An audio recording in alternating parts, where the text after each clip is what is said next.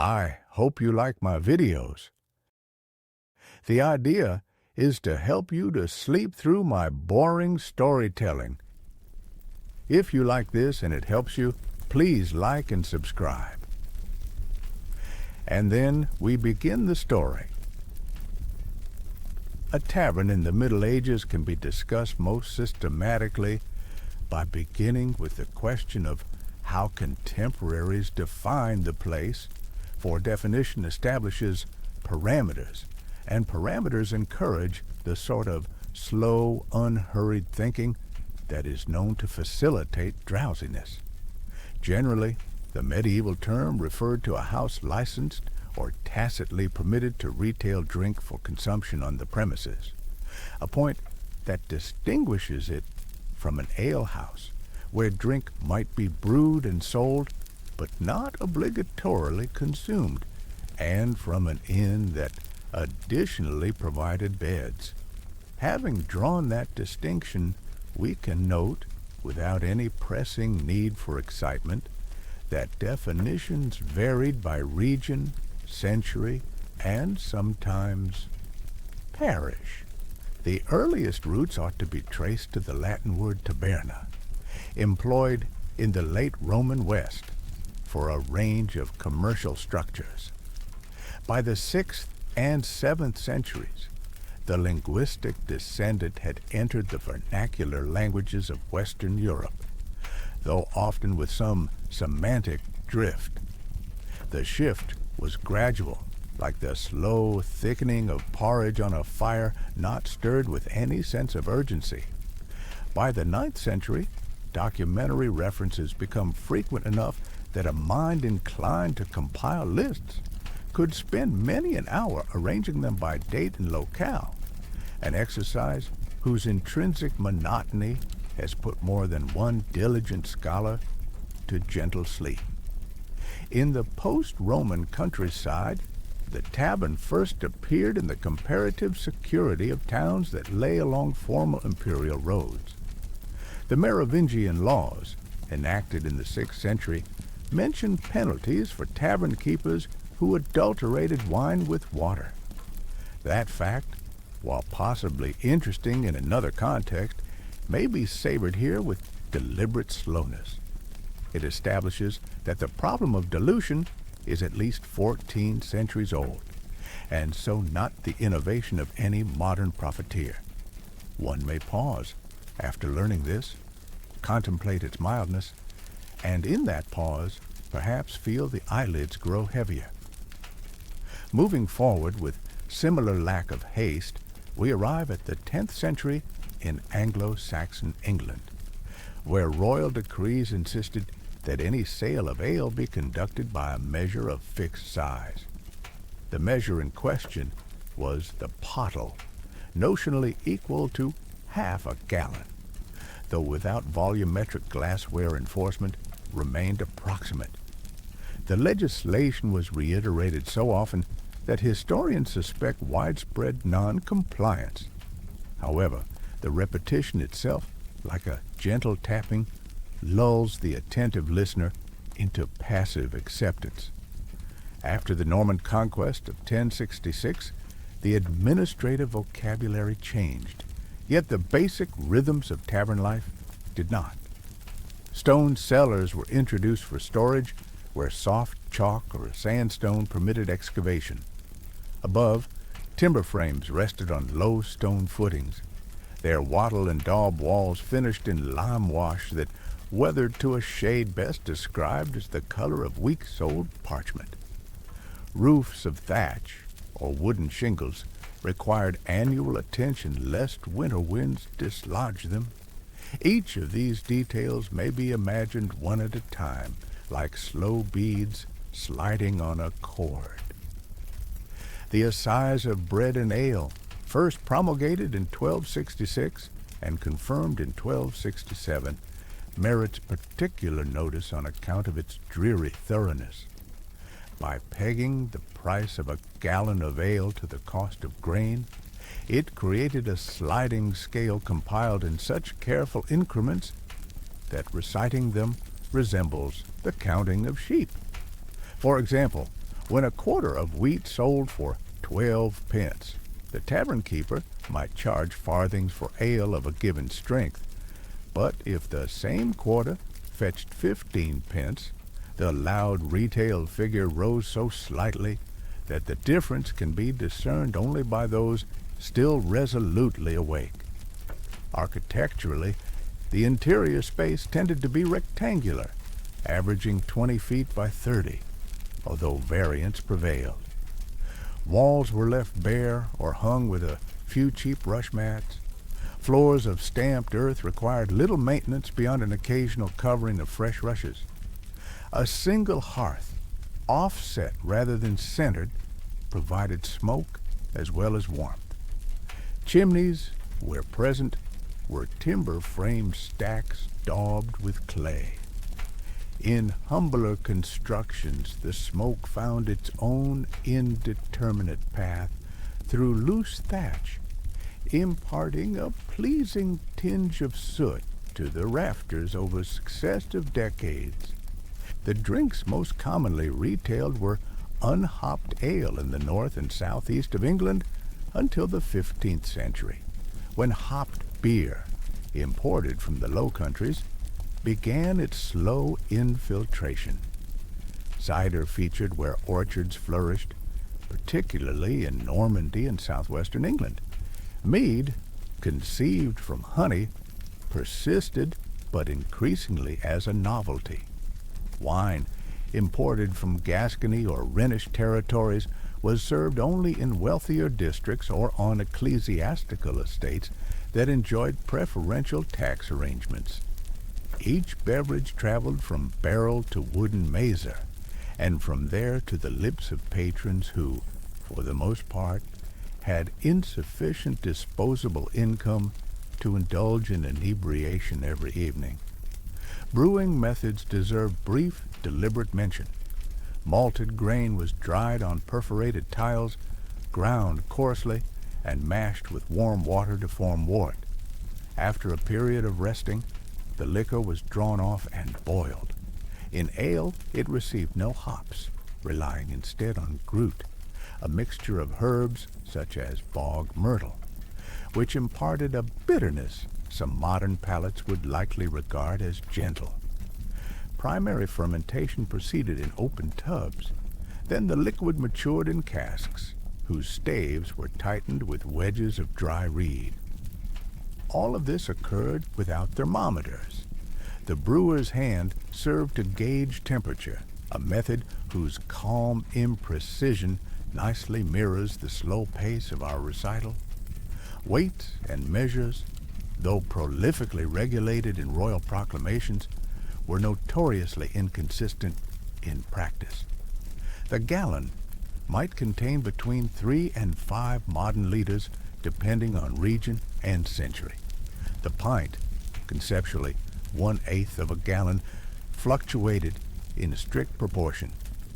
From this observation, one may infer that contemporaries negotiated the exact size of a serving situationally, an arrangement that could be discussed at length, though no historian has yet found evidence that many people remained entirely alert during such negotiations. Food in a tavern was secondary to drink, but never wholly absent. Salted pork, dried peas, and coarse bread supplied caloric density at minimal cost. During autumn, pies stuffed with root vegetables appeared. In Lent, herring pickled in brine dominated. A common flavoring was the inexpensive onion, chopped coarsely and steeped in diluted vinegar. The patron who wished for fresh greenery needed to visit in spring and be satisfied with watercress or tender nettle tips boiled to a palatable limpness. The overall culinary variety was narrow enough that a weekly menu could, with little alteration, span an entire century. Furniture amounted to trestle tables of oak, or failing oak, whatever timber was cheapest to fell. Benches lacked backs. The seat of honor, rarely occupied, was a joint stool set near the hearth, its legs splayed outward at unsettling angles, encouraging short usage. On market days, additional boards were laid over barrels to increase standing area. The patron who desired comfort therefore brought none but what he carried in his own bones, which under continuous sitting adapted themselves to hardness with admirable resignation. Lighting was meager. Tallow candles, short and fat, imparted more smoke than brilliance. Rush lights dipped in grease fluttered if the door opened or the wind shifted. In southern France, the wealthier establishments afforded olive oil lamps, yet the good olive harvests that permitted such expenditure coincided with seasons warm enough to abandon lamps entirely. Thus, by simple economic logic, illumination remained at all times sufficient only to prevent collisions, and even that incompletely so. The tavern functioned as a community bulletin board. Manorial courts might post proclamations there, and traveling pardoners announced the availability of indulgences. Because parchment was costly, messages were often delivered orally by the reeve, whose voice carried admirably across a room otherwise accustomed to soft murmurs.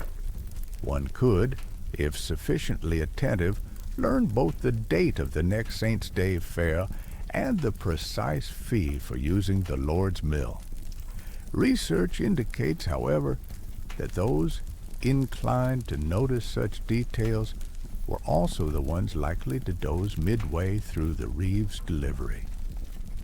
When roads were passable, travelers found their way to taverns by design, more than accident, for distances between settlements averaged the length of a day's plodding. A traveler might secure lodging by pressing coins into the keeper's palm, or by offering information from other towns, thereby entering the informal economy of news exchange.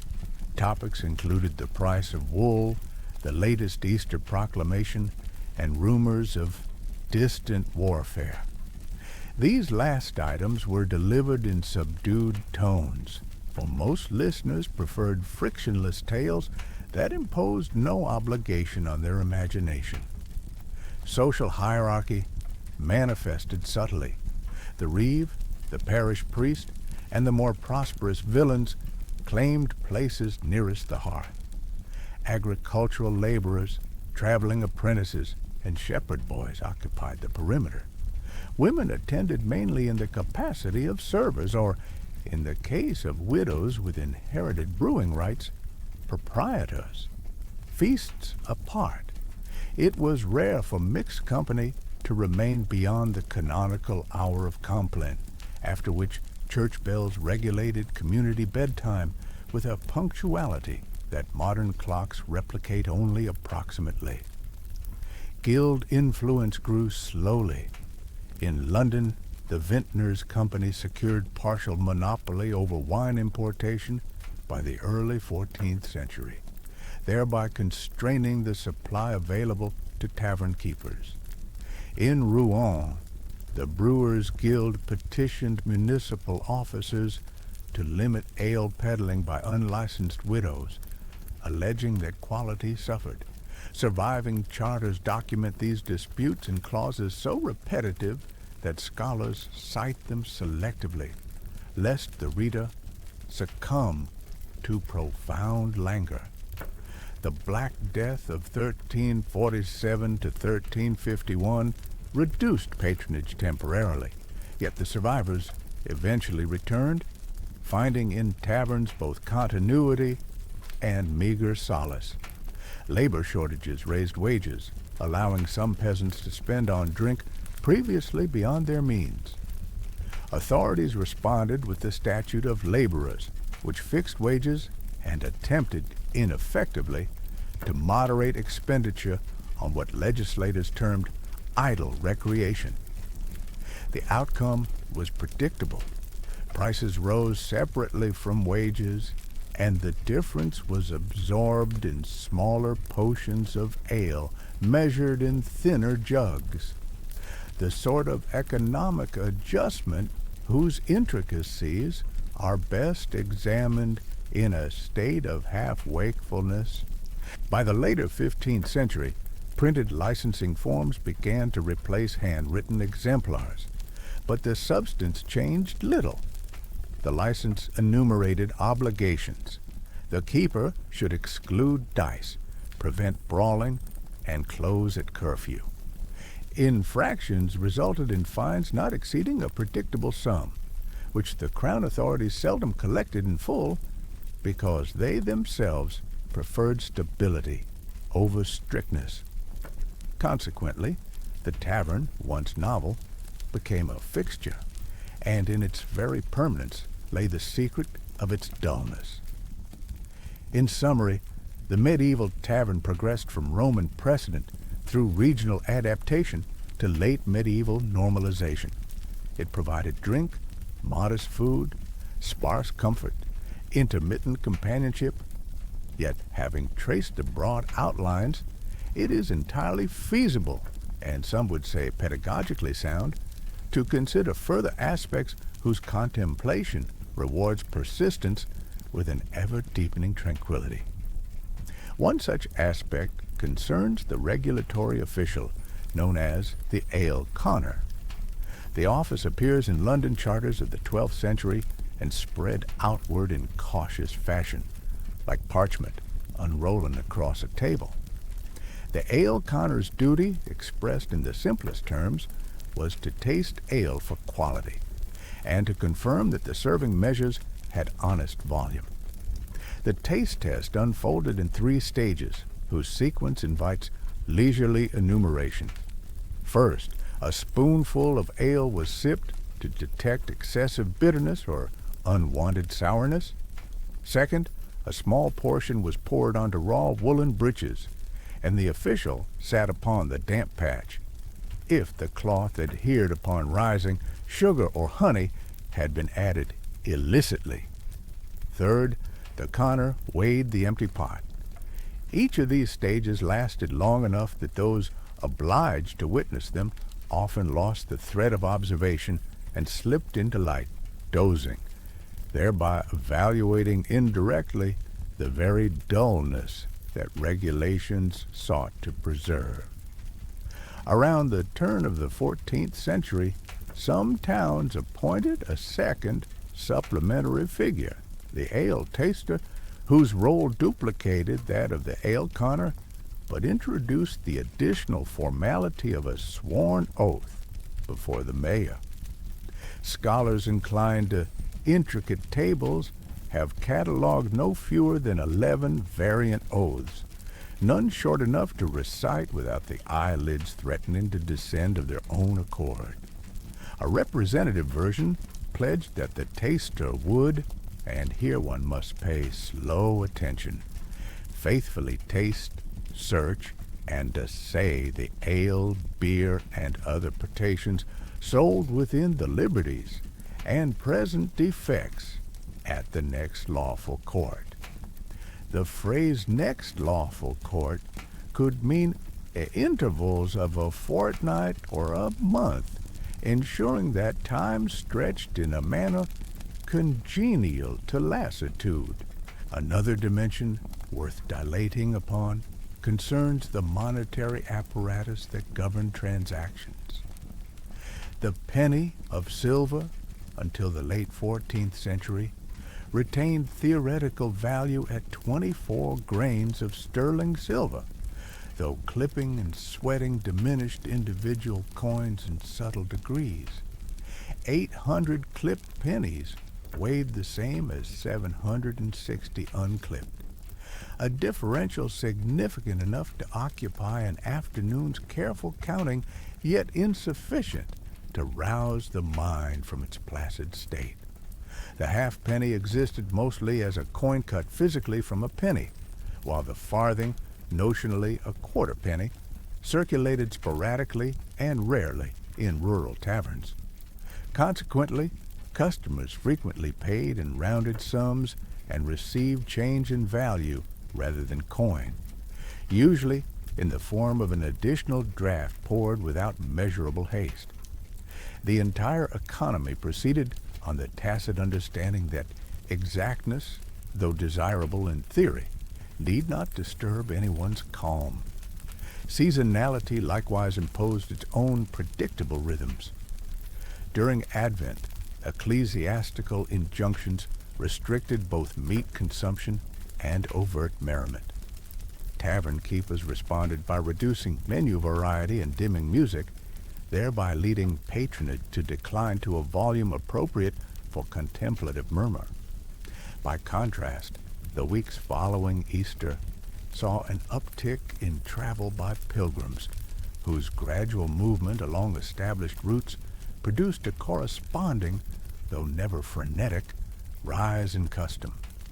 Pilgrims carried leaden badges depicting saints, and these tokens, when amassed upon the tavern bench, produced a soft metallic thud reminiscent of distant sheep bells, an aural motif conducive to a soporific atmosphere. Within the annual cycle, the barley harvest in late summer proved critical. If yields were generous, ale quality improved after Michaelmas and maintained a stable mildness through winter. Should heavy rain spoil the crop, contemporaries recorded a flurry of price adjustments chronicled in manor rolls whose columns extend downward in unbroken uniformity. Reading even a single page of such a roll, tallying sheaves, quarters, and pecks, has lulled more than one archival researcher into accidental slumber over the wooden desk, the quill slipping gently from listless fingers. Attention might now turn unhurriedly to the vessels themselves. The wooden mazer, ubiquitous in northern Europe, derived from maple burls turned on slow-moving lathes. A raised boss in the center of the bowl prevented the careless drinker from draining the final mouthful, thereby reducing the risk of splinters. Pewter cups arrived later, but pewter contained tin and small amounts of lead, inducing a faint sweetness in the beverage that contemporary moralists claimed encouraged indulgent gulping. In practice, however, the minute weight of pewter discouraged gesticulatory drinking, and thus behavior remained measured. Ceramic jugs from Saintonge pottery reached English shores by coastal trade. Their glazed surfaces bore geometric slip patterns sufficiently repetitive that staring at them produced in certain beholders a hypnotic effect bordering on trance. One may question the sanitary regime, or absence thereof. Ale, being mildly alcoholic, possessed enough microbial deterrents to render water boiling unnecessary, yet barrels demanded periodic scalding with hot brine. Surviving account entries list purchases of salt for this purpose at intervals of roughly 6 weeks, extending to 8 in colder latitudes. The frequency reveals more about ambient temperatures than about cleanliness standards, and the slow mathematics of salt weight, brine strength, and barrel capacity lends itself to prolonged meditation devoid of narrative climax. Judicial records provide a further deposit of material that yields, under deliberate scrutiny, details as prosaic as they are plentiful. In the court rolls of the Manor of Wakefield for the year 1310, the reeve fined a certain Robert Dionaire 3 pence for harboring revelry past curfew. The scribe's hand enumerated the offense with 4 words: pro clamoribus nocturnus preta horum. Translating the Latin phrase produces no fresh excitement, but repeating it aloud, with pauses between syllables, allows the mind to encounter each consonant as a small pebble over which thought ambles patiently. Disputes involving spilt ale constituted a notable subset. Because ale represented time and barley condensed into liquid, its loss counted as waste subject to recompense. the customary sum equated to the volume lost multiplied by the prevailing price, a calculation typically performed on a wax tablet and preserved only if disagreement persisted. One surviving memorandum from York details a droplet count so scrupulous, 240 drops, each reckoned at a farthing per score, that modern scholars have questioned whether the parties perhaps sought not justice but oblivion through tedious enumeration. Neighbors occasionally brought pigs or goats inside during winter evenings for warmth, contrary to local statutes. The resulting complaints fill margins of borough registers with phrases like porcus intravit taberna et freget mensum. Wooden furniture thus broken was valued at a rate proportional to linear inches of plank shattered, an assessment demanding slow ruler work. Discussions among jurors regarding knot density in said planks were, by all accounts, models of methodical uninterest. The theological dimension crept in through admonitions from parish priests who reminded congregants that excess drink invited sin. Sermons compared alehouses to the mouth of hell, though the comparison lacked immediacy because parishioners, having experienced both alehouses and sermons, observed that the former were warmer in winter and the benches less severe than church pews. Homilies against Sunday tippling adopted a rhythm of citation from Proverbs and Timothy, interlaced with references to local incidents, each tale delivered in voices measured enough to serve as gentle acoustic blankets over the assembly. Literary sources confirm the tavern's place in imagination. Chaucer, in the late 14th century, set his pilgrims gathering at the Tavern Inn, whose reality has been debated without final resolution. The debate itself hinges on deeds, rent rolls, and an engraving of uncertain date. Arguments over floor plans, whether the hall measured 24 or 26 feet, occupy journal articles that unspool across dozens of pages, free of sudden revelation. Piers Plowman's alehouses are castigated in passes 5 with enumerations of fry bread, fritters, and other Lenten fare. Yet Langland's meter elongates in jammed lines to such extent that the reader progresses, syllable by syllable, toward an ending as foreseeable as dusk. Balladry, circulating orally, presents tavern contexts in equal measure. The refrain of one 15th century drinking song lists, in alphabetic order, herbs believed to prevent headache: alicost, betony, chamomile, dill, eyebright, fennel, and so forth. By the time the singer approaches the letter N, the audience, having mentally followed each botanical entry, experiences a pleasant fog of half-formed imagery, not dissimilar to pre-sleep hypnagogia. Scholars who attempted full transcription often abandoned the effort at letter R, noting in margin comments a sudden onset of fatigue. Commerce intersected with habit in the gradual expansion of credit. A patron might tally ale scores on a notched stick, one half retained by the drinker, the other by the keeper. Reconciliation occurred quarterly around the feasts of Purification, Trinity, Bartholomew, and All Saints, dates regular enough to become internalized by muscle memory. The account settlement ritual comprised reading each notch, pairing it with the corresponding notch on the opposite stick, then rubbing the paired cuts with a thumb to verify alignment. The movement's repetitive nature calmed both parties, making argument improbable and rendering the entire scene a tableau of harmonious boredom. Environmental factors warrant equal unhurried regard. The so-called Little Ice Age, whose onset historians tentatively place in the late 13th century, shortened growing seasons by several days. Barley yields responded accordingly, as did brewing schedules. Chroniclers note without emphasis that ale in some winters fermented sluggishly, leading to a mild tartness. Patrons accepted the change with stoic indifference, provided the liquid reached cups by Candlemas.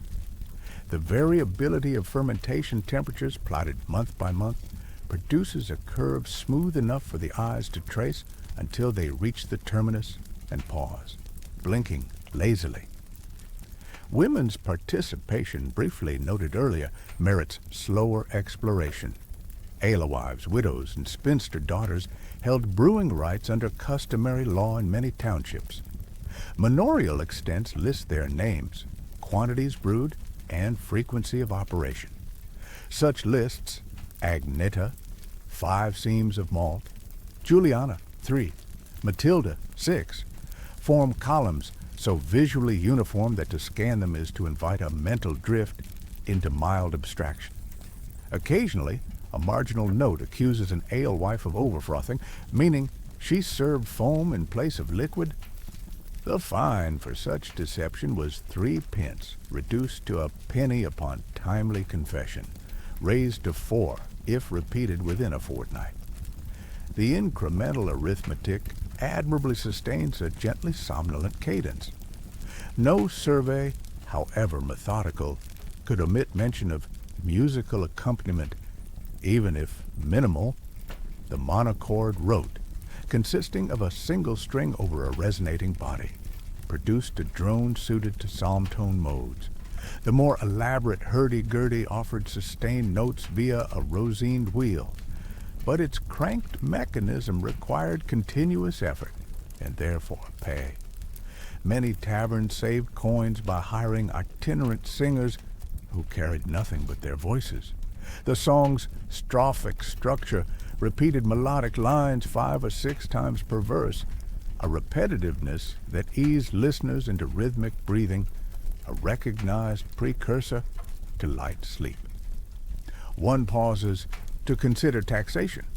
Pontage tolls levied on barrels crossing bridges, mirage on those entering walled towns, and pavage for the repair of roads together formed a trifecta whose documentation fills chancery rolls with single-sentence entries. To the keepers of Nottingham Bridge, 2 shillings from ale. The monotony of identical phrasing over consecutive years acts upon the sympathetic imagination as a gentle rocking, each year a swing of an invisible cradle. Illumination of manuscripts seldom depicts taverns, yet when it does, the images show patrons seated in rigid profile, as though the artist feared perspective. The absence of foreshortening eliminates visual urgency. Colors are flat, earthy browns, modest reds, small patches of blue reserved for significant figures. Gold leaf, being reserved for divine scenes, does not intrude. Thus, even at the level of iconography, the tavern preserves its commitment to unobtrusive presence. Gradually, as the 15th century yielded to the 16th, governmental authorities distinguished more firmly between urban and rural licensing. Royal proclamations in 1495, 1504, and 1522 introduced incrementally higher fees for alehouses within 5 miles of a chartered borough. The increments, measured in fractions of a groat, constitute a series that, when plotted, creates a staircase so shallow in rise that tracing it end to end induces the pleasant fatigue of ascending a single story in very small steps. And still, the tavern's essential posture toward the world remained unchanged. It existed to provide liquid fortification against chill, a degree of fellowship against isolation, and a rhythm of small obligations, tasting, measuring, recording, and paying, whose repetition never threatened to accelerate the heartbeat. To walk past its low door, Bend the head slightly so as not to catch the lintel.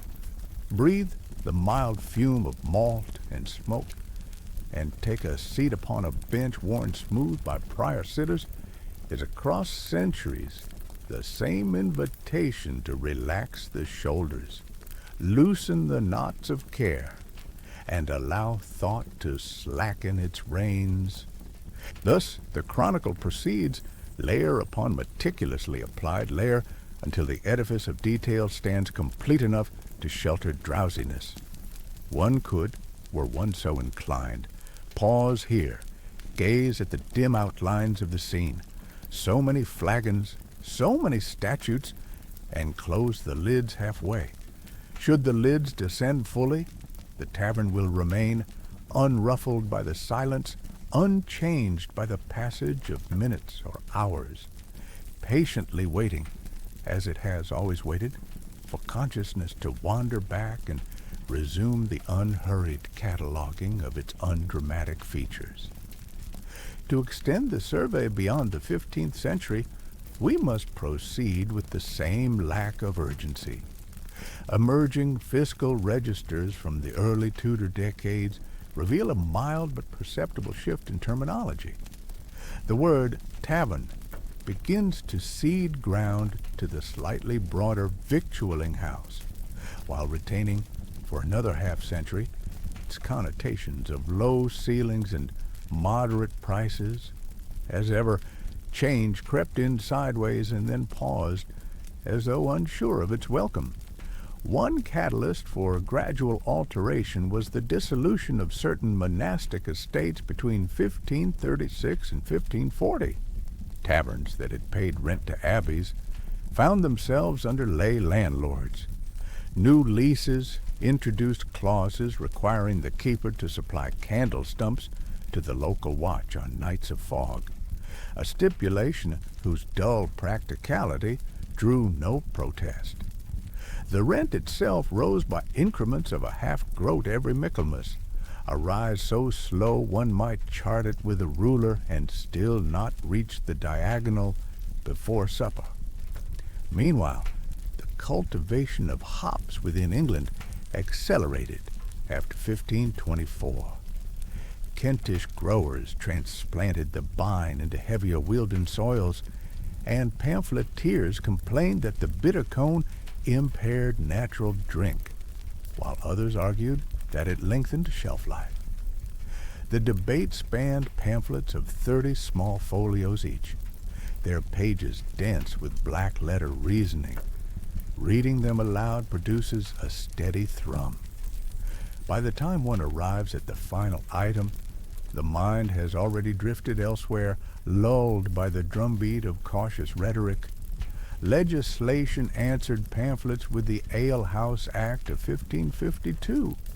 It prescribed that 2 justices of the peace should license every tavern within their 100. The license itself occupied half a sheet of paper and listed 7 prohibitions, from unlawful games to harboring thieves. Each prohibition was phrased in 2 clauses connected by "or else," thereby doubling the length without doubling the clarity. Sheriffs copied the text into quarter sessions rolls where it sits today, line after unwavering line, a monochrome shoreline against which scholarly energy laps gently before ebbing. Glassware, previously scarce, began to appear in coastal towns after Venetian techniques reached the Low Countries. Yet the cost remained high enough that most keepers purchased a single greenish carafe, reserving it for feast days. When empty, the vessel caught candlelight and refracted small lozenges of glimmer upon the wall.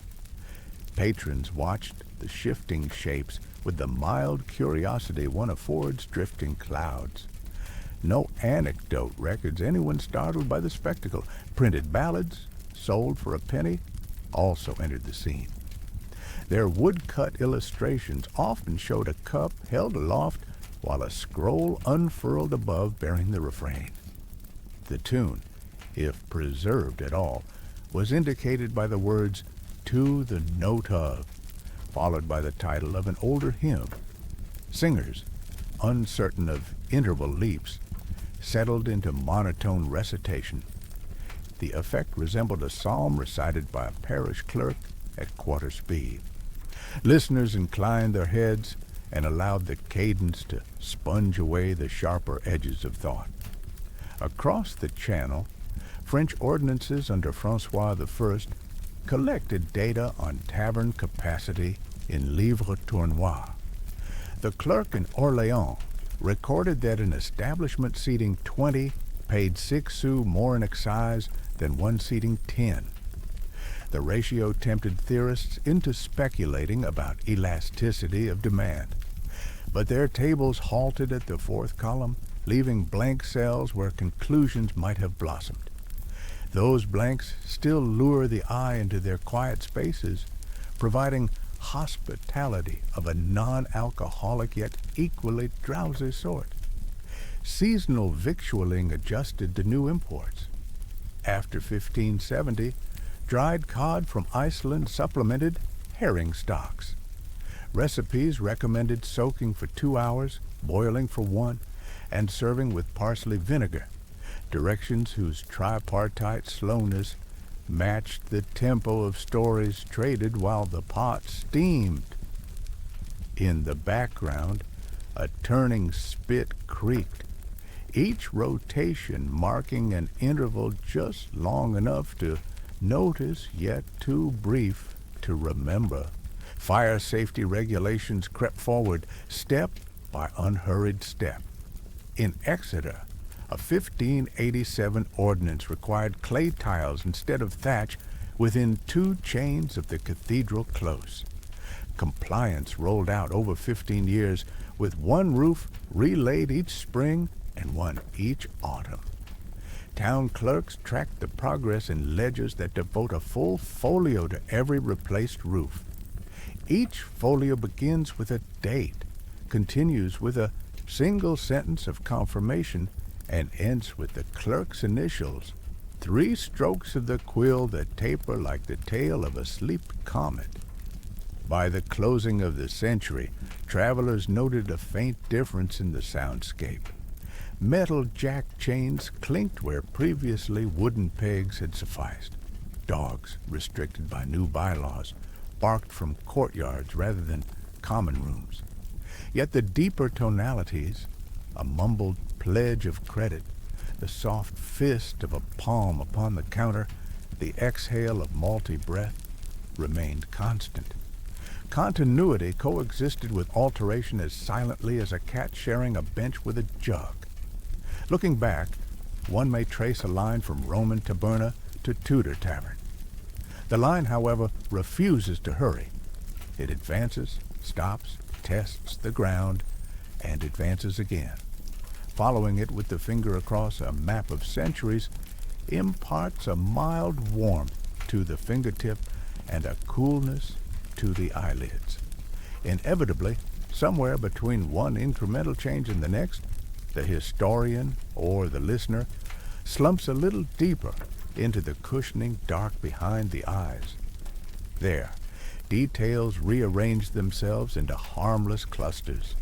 A penny, a pot, a parchment fee, a roof beam, a distant bell, a single ember slipping through the grate, and still the tavern waits. A bench stands ready, a measure sits quietly upon the shelf, and time continues to pour itself, drop by deliberate drop, into the accommodating vessel of night. With the dawn of the 17th century, we find ourselves confronted by continuity disguised as novelty. James I, presiding from 1603, commissioned a fresh book of rates, adjusting imposts on imported wine by exactly 6 pence per tun. The alteration, when divided among individual mugs, diminished to a figure too slight for the tongue to register. Nevertheless, clerks copied the new rate into ledgers of calfskin vellum whose pages turned with a whisper of restrained enthusiasm. Parliamentary statutes of 1604 reiterated earlier cautions against Sunday tippling, yet made allowance for necessary travelers. The phrase left undefined, "Who among humanity?" was unnecessary, prompting divines to publish sermons that defined necessity in sentences extending to 24 subordinate clauses. Congregations listened, parsed 3 clauses, and drifted calmly past the remainder. Scientific curiosity tiptoed into the tavern via the barometer. Robert Boyle, experimenting in the 1650s, placed a mercury column in the Dolphin Tavern off Cornhill and recorded pressure changes that preceded a storm by 8 hours. Patrons glanced at the glass, observed the silver line sinking, and then resumed their steady sips. No diary notes, panic, excitement, or even mild intrigue. Boyle, satisfied, moved on to pump air from glass vessels, leaving the tavern to its natural equilibrium. Civil War, 1642 to 1651, imposed interruptions more pronounced on paper than in pewter. Troop levies commandeered barrels, promising to settle accounts after the victory, a phrase as open-ended as a lullaby. Magistrates issued chits redeemable at future dates. Tavern keepers stored them between flattened reeds and waited. Some chits were honored, some lost, some quietly burnt to ash in the hearth, the embers rising in delicate spirals that dissolved before meeting the roof beams. During the Commonwealth, Puritan ordinances closed theaters, yet stopped short of shuttering taverns. Instead, they forbade music after 9 and dancing altogether. Enforcement proved gentle, consisting mainly of a watchman tapping the shutter with his staff and intoning the hour. Talk subsided. A rushlight was pinched out, and within minutes, quietude returned to a level indistinguishable from that prevailing before the tap. Excise on beer and ale, first levied nationally in 1643, collected 2 shillings per barrel. Record books list month after month of tallies: 17 barrels, 19 barrels, 17 again. Columns marched down the parchment with soldierly alignment, yet possessed no appetite for drama. One may trace them with a fingertip, the way one might stroke the grain of seasoned oak, feeling a texture steady and familiar. The Restoration of 1660 restored not only the monarchy, but also a certain flair for ornament. Signboards depicting bunches of grapes or gilded lions began to swing above doorways. They creaked in the wind, announcing color without requiring commotion. Samuel Pepys, whose diary rarely hurried, recorded in April 1663 a stop at the Bear at the bridge foot for a morning draught of mild strong. He noted its flavor simply as good, then diverted his quill to administrative trivia. The tavern, having received its nod of notation, receded once more into amiable obscurity. Coffee houses, appearing in the 1650s and multiplying after 1663, tempted some patrons away with promises of sober discourse.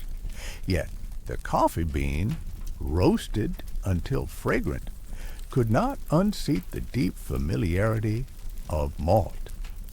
Many who visited the Turk's Head returned to the tavern by evening, complaining mildly of wakefulness that interfered with habitual sleep.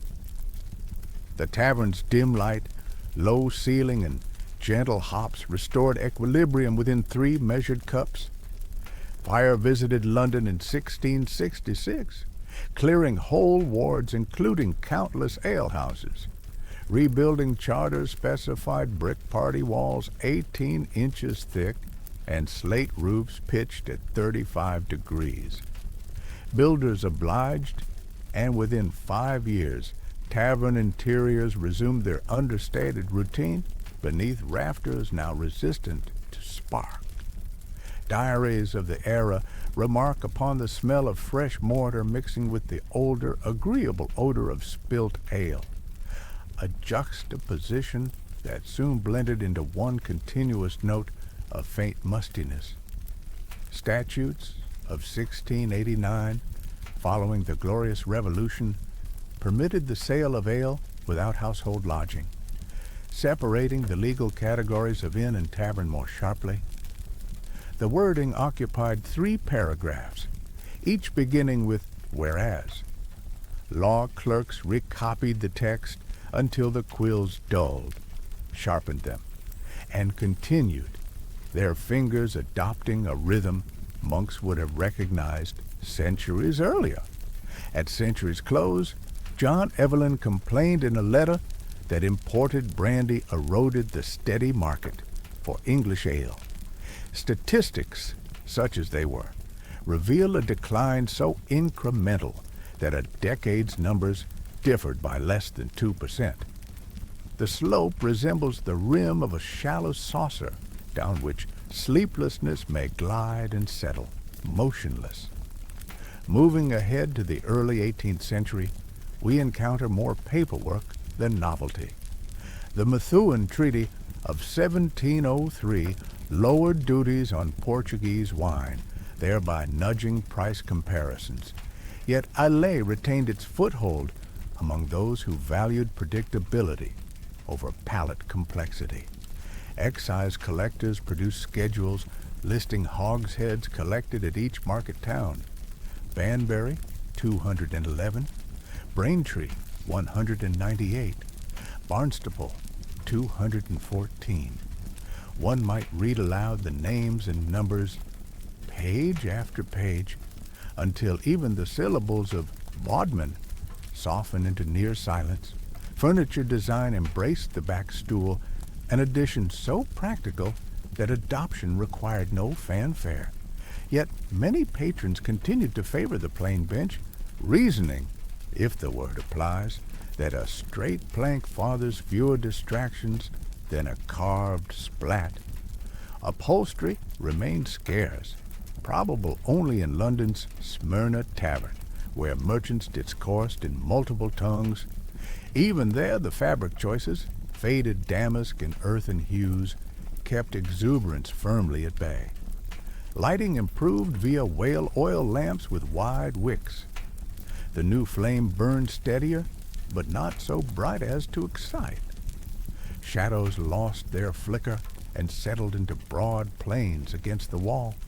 Observing them was akin to studying low hills at dusk, contours sufficiently gentle to guide the eye toward repose. In 1729, Parliament passed the Gin Act, inadvertently encouraging a surge in spirit consumption. Taverns with ale licenses alone watched patrons drift to gin shops, then return when the Gin Act of 1751 curtailed the experiment. The interval furnishes statisticians with oscillations in tax receipts, but the line, viewed from the distance of centuries, amounts to a ripple on a canal where traffic soon resumes its placid route. Across the Atlantic, colonial taverns echoed older patterns. The Virginia House of Burgesses in 1733 capped the price of a meal at 10 pence and a quart of ale at 6 pence. Travelers recorded uneven compliance, yet remarked more often upon the sameness of creaking floorboards and the comfort of a chimney corner holding embers against chill evening air. Even as the 19th century deepened, the tavern remained a steadfast custodian of incremental change. Gaslight, introduced to London streets in 1807, seeped indoors over the next 2 decades. Mantles hissed softly, casting a steadier glow than tallow, yet not bright enough to banish the room's accustomed penumbra. Patrons commented with phrases of mild approval, clearer, less smoke, then resumed their comfortable silences. Industrial malting, mechanized by revolving drum kilns, altered flavor almost imperceptibly. Brewers' ledgers, once a litany of wood-smoked barley, now recorded anthracite dried malt. The difference, detectable only by the most committed palates, inspired a handful of pamphlets. These tracts compared aroma notes in methodical paragraphs that lulled the reader as surely as the turning of the very drums they describe. Temperance agitation arrived in the 1830s. Societies printed pledges on blue cards urging total abstinence, yet most tavern keepers found their evening benches only slightly less crowded. Some patrons signed the pledge at midday, tucked it into a waistcoat pocket, and by nightfall allowed exceptions for small beer of 2% strength. Excise offices registered no dramatic decline. Their columns, steady as ever, marched onward in pencil and then in ink. Railway excursions broadened the customer base. Day trippers stepped from carriages into towns previously beyond reach, seeking refreshment. Guides recommended particular houses for the virtue of clean glasses or polite barmaids.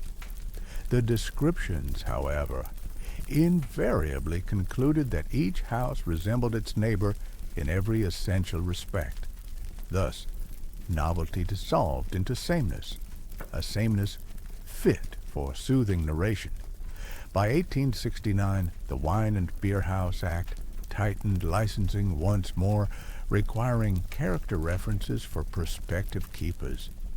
Magistrates, seated at green baize tables, consulted ledgers of minor offenses, public drunkenness, unpaid debts, and deliberated for as long as a fog might linger over the Thames. Applicants waited, listening to clock ticks that separated identical minutes. Approved licenses were handed across with a brevity that discouraged elation.